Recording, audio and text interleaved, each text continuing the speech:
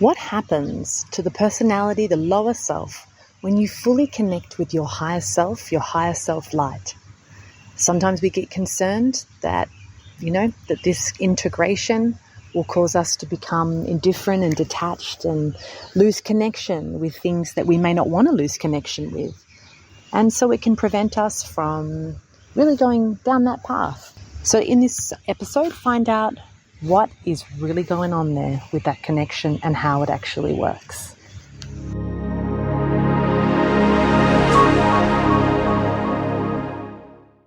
Hello and welcome to the Sacred Gates. My name is Illura. Welcome back to the podcast. And welcome, if you haven't been here before, my name's Illura and I am a healer and a practitioner from the Teshara lineage. And today we're going to be exploring a really common question, one that I was recently asked. And I feel like it is such a common question because of the misunderstanding of just sometimes it's words that we misunderstand. And I think it's a great one to clarify because it can stop you from progressing on your path and putting in the effort that you would like to because of fear of potential outcomes. So let's explore what happens when you integrating more of your higher self into your lower self. So first of all, let's just look at what the actual experience is. The experience is a process, which means it takes time. Processes take time, like spring, from winter to spring. It's a process. It takes time. It gently emerges time over time. Like my son just asked me before I left the house, when's he going to hit puberty? Like, when's puberty going to happen? And I said to him, actually, it's a process that's happening like right now. It's not just this kind of black and white thing or on and off switch. Sorry if I'm distracted because I have a mosquito trying to bite me and I don't want to get bitten. Dengue is 3 times as bad this year. So I am keeping a close eye. So if I sound a bit crazy, again, it's because there's a mozzie trying to bite me. So I answered him that puberty it's happening really from the moment you're born if you really want to be kind of getting into the nitty-gritty of it. But early puberty begins. It's like perimenopause. Like when does menopause become when does perimenopause become menopause? So there's these natural processes that are not black and white, that are not just this sudden thing. And so sometimes we get afraid when we start to enter into a spiritual process, an ascension, essentially, your ascension path, that it's going to be really dramatic. You won't have any control over it. It's going to happen to you. And sometimes the fear is that through becoming more equanimous, that you're going to become really detached and separate and kind of indifferent, that there'll be this increase in a feeling of indifference. And most people don't want that, I think, ultimately, even if it was true and the sacrifice was that you would feel indifferent but you would be, a lot more spiritually evolved. I think a lot of people wouldn't actually like the experience of that if it were true. And luckily, the actual truth of the experience, the true reality, is not like that. Equanimity is not the same as indifference. And a lot of where these fears come from is from misunderstanding the actual experience of equanimity. And the reason why we have these fears and misunderstandings of it is because we haven't actually experienced it. So if you actually haven't experienced a level of, remember, it's a process, so you could have had some experience, so then you have some understanding, and therefore you'll have less of a fabrication of the experience. But if you've had zero experience of your higher self or zero experience of true equanimity, even if it was just around one area of your life or an increment of it, then you're more likely going to fabricate and have just ideas. And when we just have fabrications, it's not based on reality. And so I wanted to take the time in this podcast just to kind of shed some light on that in case you're feeling like that about your ascension path. And so what happens is, because it's a process, it's a natural process, this means that you have some level or, you have control over your experience. Just say if you're progressing too fast, just say if you're putting in a lot of effort to release and soften and release, and therefore you're becoming more equanimous, then, you can actually control that by slowing things down. To be honest, most practitioners if you're like a fully serious practitioner and you've designed your life so that you don't have a lot of kind of everyday mundane experiences to take care of, such as children and partner, and you're kind of more a monk life, then you are probably going to be, putting a lot more time and effort into that journey for yourself. But if you're like most day-to-day people with their lives full of many, many components, most of the time people don't need to slow down. Generally, it's a slower, more gentle path, and you've got time. And either way, you can gradiate it anyway. So your process of ascension, your process of becoming more equanimous, you have control over that. You can slow it down if you feel like it's going too fast. And I don't mean fast as in, doing really forceful practices that awaken your kundalini and give you a really overloaded, unbalanced experience of equanimity that leaves you then completely unequanimous with the reality that you're now faced with because of opening things up. So I don't mean that. I mean like softening, release, really gradiated, wise practice, skillful practice. So you can slow that down. The other thing I wanted to talk about with equanimity is that when you become more equanimous, you don't become more, less caring or indifferent. Things that once interested you or people that you love don't suddenly just, you don't care about them and you feel detached. It's not like that. I want to kind of express this in a way that can be understood, is that if you think about an area of your life that you once had real trouble with and a lot of attachment to, so a lot of intertwined, entangled and reactive to it, and then over time, life teaches you experience release from these things, you have wisdom and insight that allows you to release your attachments to this particular aspect of life that you were once really attached to. And often if you reflect on that, in any way, in my experience, I'll speak from my own experience, is that I generally develop more compassion, more insight leads to more understanding, leads to more compassion, and there's a healthy detachment that starts to increase, but it's a healthy detachment. It's not indifference, it's not cold, uncaring, don't give a damn energy. It's actually healthy detachment that allows you to support other people going through it even. You suddenly have a lot more understanding and insight to offer other people because you've been through it, but you're detached now. It's a little bit like someone who runs an AA meeting. You can't really have someone that hasn't been through alcoholism and overcome it. They need to, or drug addiction, they need to be someone that's been through it, really in it, and then gotten themselves out. And then they're able to take and lead a group of people through it too. So in that way, they're not indifferent. They're really connected. There's a lot of compassion flowing through them. And it becomes a skill in that they're more equanimous. So they're actually able to be healthily detached from the experience, and then it's like a counselor. They're outside of your situation. They're able to help you in a skillful way to get connected and get through what you're experiencing. And so that is a good example for equanimity. So an increase in equanimity is a release of all these reactions. And when you're free of reactions, it doesn't mean you're uncaring. But a lot of people think that that's what it would look like. That's what it will look like. That's what I should look like when I become more equanimous. But it's not actually true to the true liberated mind, the true liberated emotional body. To be truly liberated from these aspects of ourselves, we're actually more at peace. We're not indifferent. There's a really big difference. So that's one thing just to kind of clear, because that's one word. And when we misunderstand words, we really misunderstand other aspects of the process and other aspects of spirituality. So it's important to be really clear about words and what the definition and what the meaning and the outcome can be for you.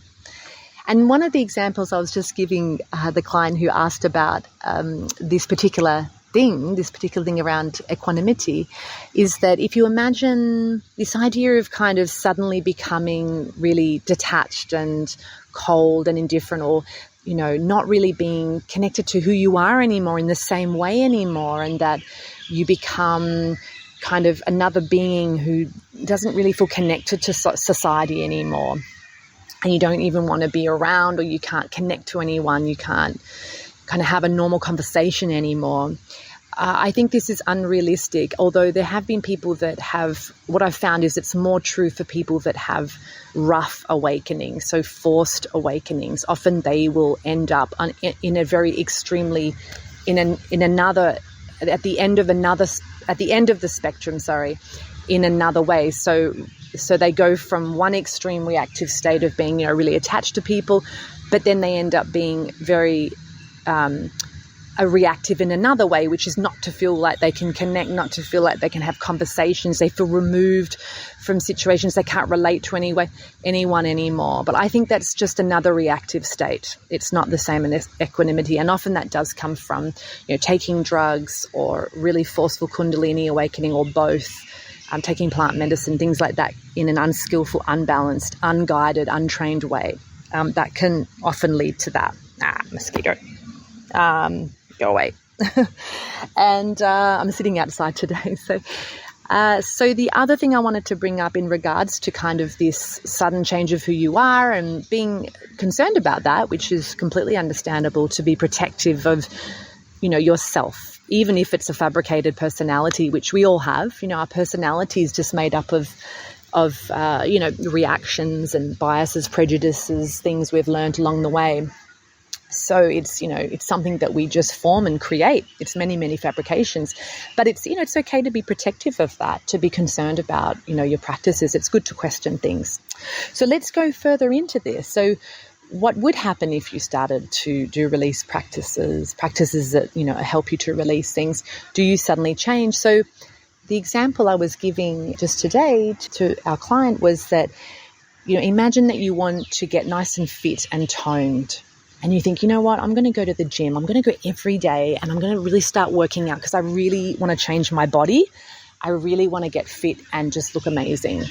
And so you start going to the gym every day, and suddenly you start to have this concern. You start worrying that you're actually going to suddenly just look like Arnold Schwarzenegger or something, like like hardcore bodybuilder, and you're going to get these huge muscles, and you don't actually want that. That's not your goal. And so you start to worry about that, and you might slow down on the gym or find excuses not to go, or completely give up on the whole idea because you don't want to look like that.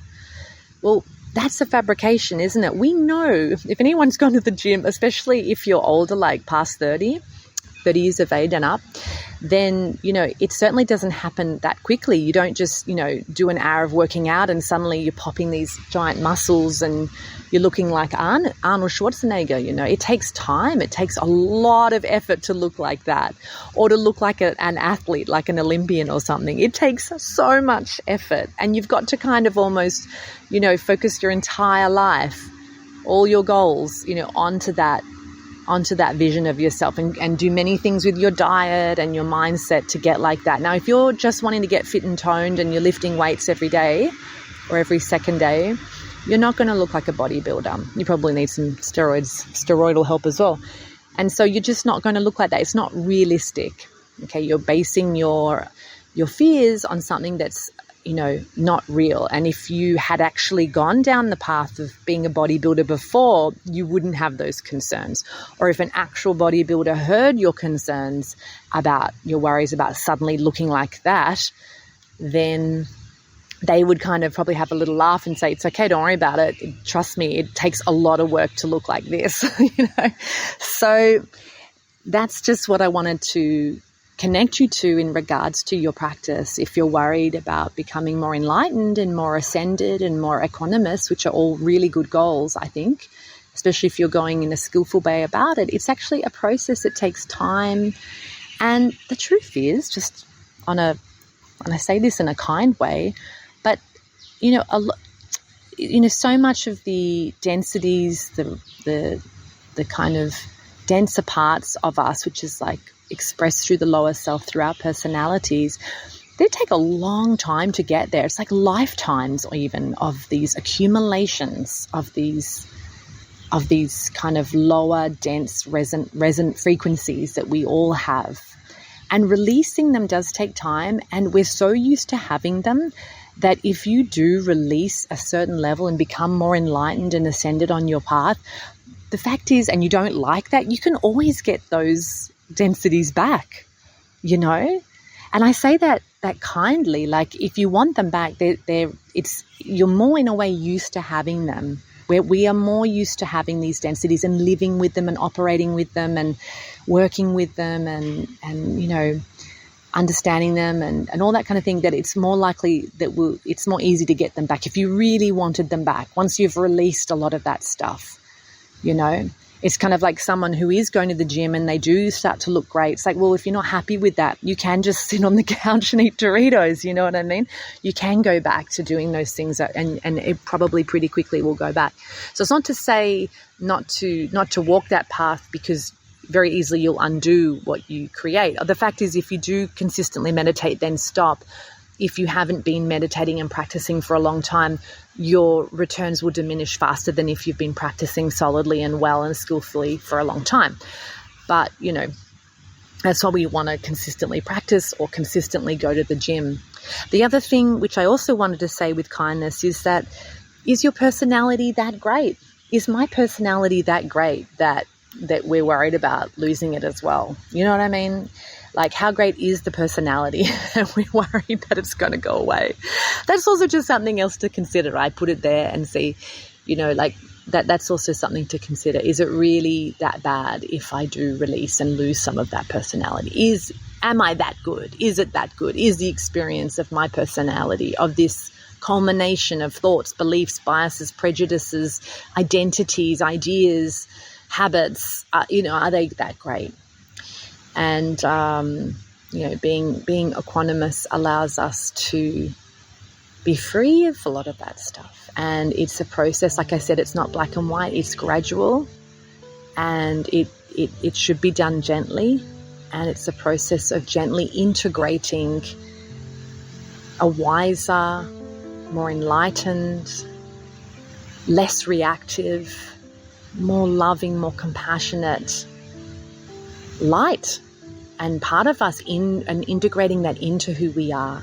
We don't just suddenly throw away our personality. It really is a gentle process over time where we notice things about ourselves. We notice that we're more spacious. We notice that we are more calm. We notice that we have more compassion for ourselves, for other people. And it's a gentle process that you are in control of. And like I said, if you feel like you are losing more than, that you don't want it to go as fast as it is, and you just slow down, you don't practice as much, or you can train slightly differently, there's many options there as well. So I just wanted to touch on this really great question, great topic that I know a lot of practitioners can feel. And I hope it's been helpful, the information that we've shared with you. And we love to do the podcasts, and we'll have another one coming out soon. Actually, the next podcast we do is going to be a little bit of an experiment that I've done recently, so I'll put that up soon. You might find that interesting. So thanks so much for tuning in, guys. We hope that you're having an amazing day, a wonderful day, and that your practice is going great. Please make sure to check out thesacredgates.com if you would like to receive high-level healings, if you would like to heal an aspect of your life, if you would like to receive healing for a physical, emotional, mental, spiritual, karmic issue, we are here for you. Email us and we will be able to help you. So thank you so much for tuning in. Bye-bye for now.